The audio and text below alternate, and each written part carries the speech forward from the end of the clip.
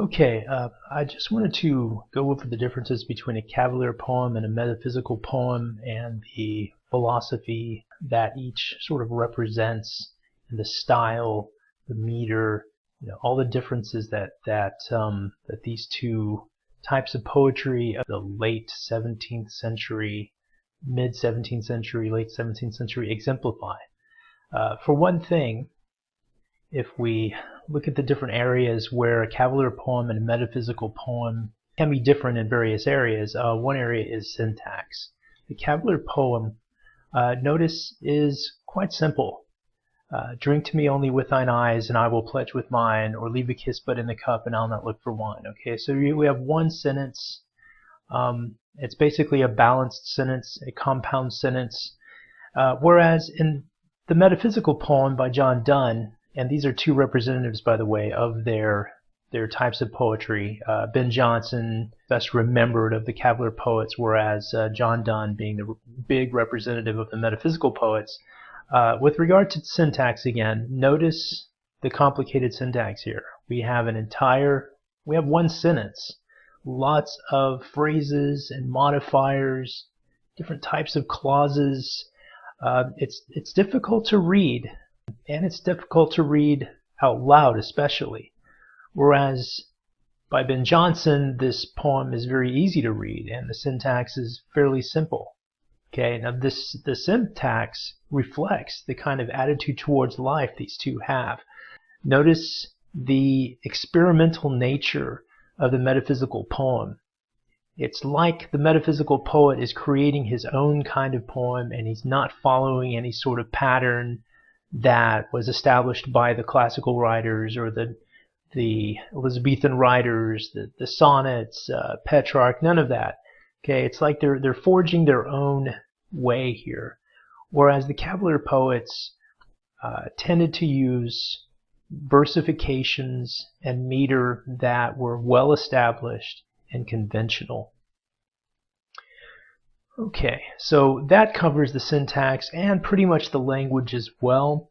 With regard to the elements of both poems and their meter, if you'll notice Ben Jonson's poem, Drink to me only with thine eyes, okay, that one starts off with something other than I am. So let's go to the next one. The thirst that from the soul doth rise. Notice the four I ams. The thirst that from the soul doth rise. We've got 4 feet, 4 I ams. And then the next line, doth ask a drink divine. Doth ask a drink divine. Okay, so now we have 3 I ams, right?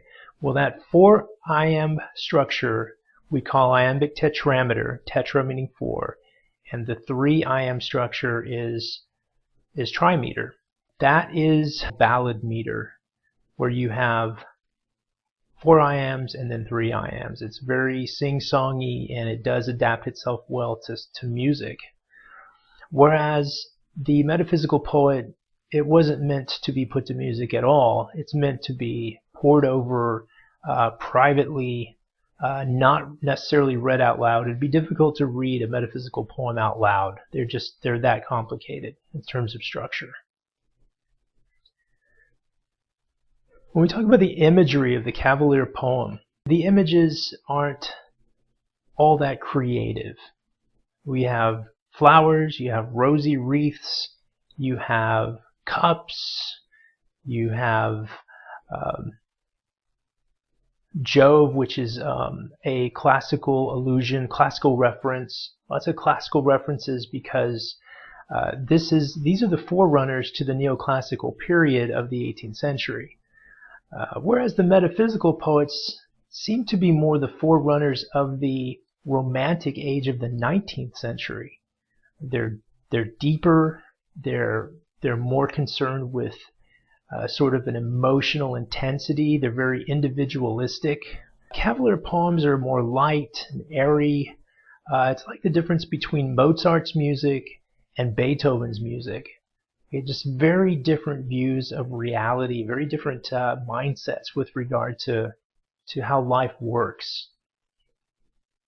With regard to metaphors, as you would expect, the Cavalier poets used metaphors that would not be too far stretched. But then we have a metaphor of a round ball, a workman that hath copies by, can lay an Europe, Africa, and an Asia, and quickly make that which was nothing all.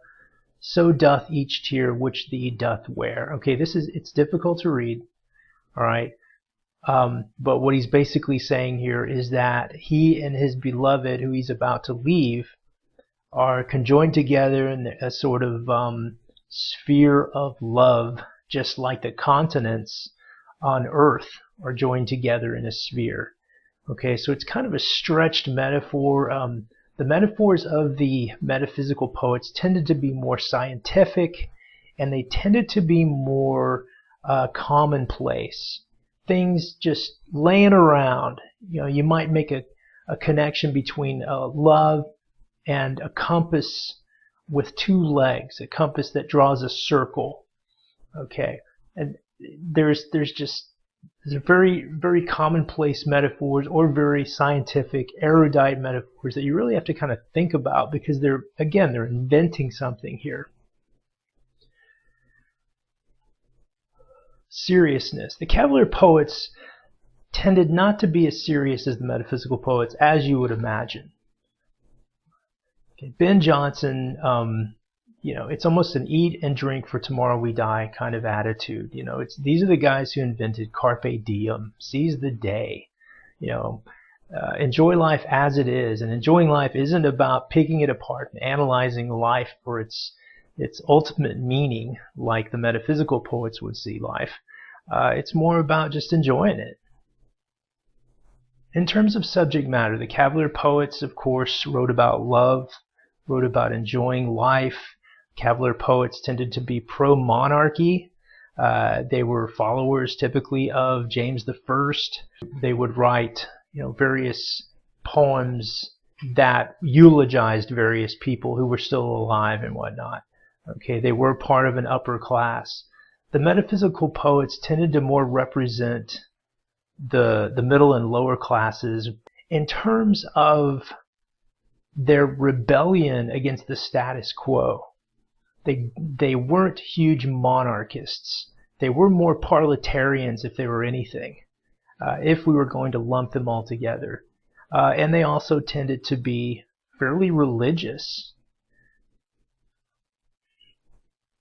Now, from there we go to morality.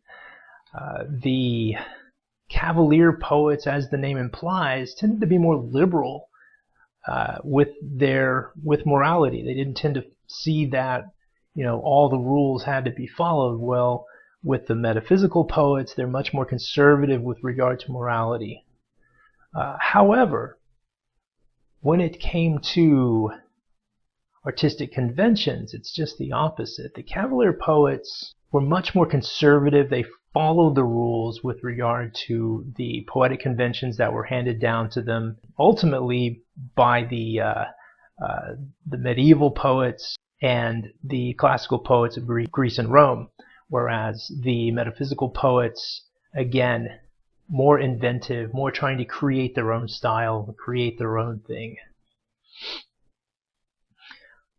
In terms of themes, the Cavalier poet is not going to write about serious issues like the metaphysical poet would. The metaphysical poet tended to focus on, relationships between men and women, particularly with regard to sadness and the intensity of relationships once they've been broken off, or the existence of God, or a man's place in the universe, or the whether reality and what we see actually coincide. So very deep philosophical writing. The metaphysical poets had three basic audiences. Their audience, their addressee, the person they're talking to in their poem, the speaker's talking to, tends to be a woman in some intense sort of situation, as in this case, they're going to be parted for a very long time. Also, the speaker could be talking to God, maybe complaining a little bit or anxious about some aspect of his attempt to be pure, and yet the world violating his purer nature. Or he could be talking to himself. He could be talking to death. So again, the metaphysical poet's very intense, and Cavalier poets not so much.